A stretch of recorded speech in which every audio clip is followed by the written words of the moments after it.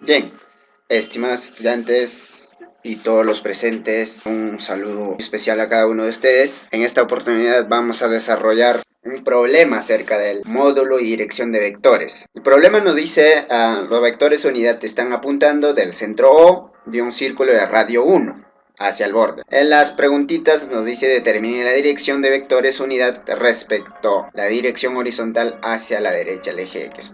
Aunque donde dice dirección horizontal hacia la derecha, eje X, está de más. Y la siguiente pregunta nos dice, escribe los vectores en términos de los vectores unidad de los eje X y eje Y. Lo que nos da es esta gráfica.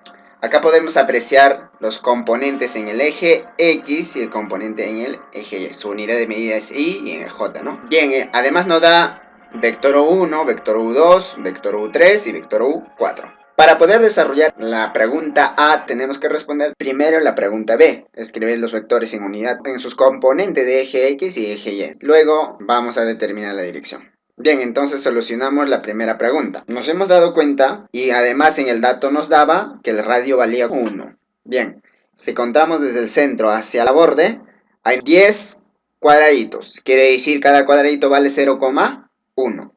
Entonces vamos a reconocer de cada vector sus componentes. Del primer vector, del vector 1, tenemos 0,9i más 0,4j. Componentes en el eje X y componentes en el eje Y. Lo mismo hacemos para el vector U2 y nos sale menos 0,4i más 0,9j.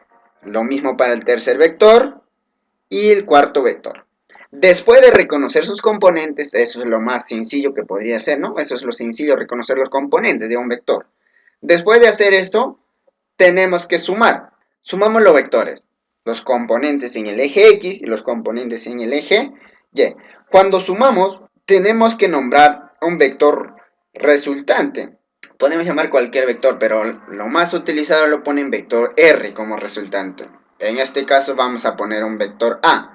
Cuando sumamos tenemos lo siguiente. Vector A, o sea, el resultante del vector A de todos los vectores, nos tiene que salir un solo resultante. Entonces nos sale 0,5i menos 0,1j.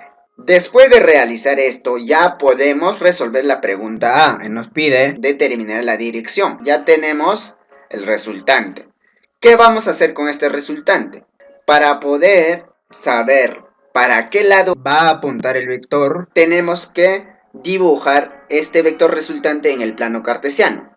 ¿Cómo dibujamos? En el eje X es 0,5, positivo. En el eje Y es menos 0,1, acá. Entonces, ¿dónde se intersectan estos dos puntos? En este punto de acá. Entonces dibujamos el vectorcito.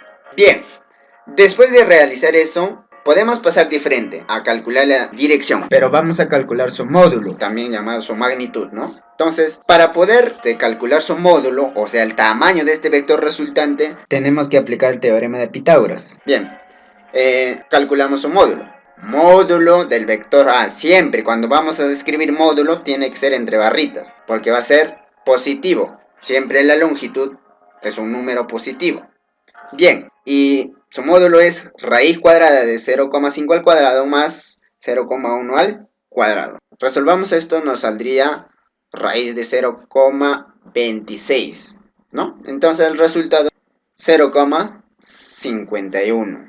Bien, después de realizar esto, para poder calcular su dirección que es ángulo de inclinación respecto al eje de referencias. Entonces, vamos a calcular el ángulo, pero ojo, cuando utilizamos calculadora, ya sea con senos, con cosenos o tangente, porque para poder calcular es la inversa del senos, cosenos o tangente, ¿no? Entonces, siempre nos va a botar este angulito de acá, este ángulo en la calculadora. ¿Por qué? Porque la calculadora está configurada para calcular respecto al eje X. Pero nosotros no queremos eso. Lo que queremos es, o sabemos que el ángulo de inclinación es respecto al eje de referencia, respecto al eje X, antihorario. Entonces, todo esto de acá. Entonces, esto lo vamos a llamar ángulo θ. Bien.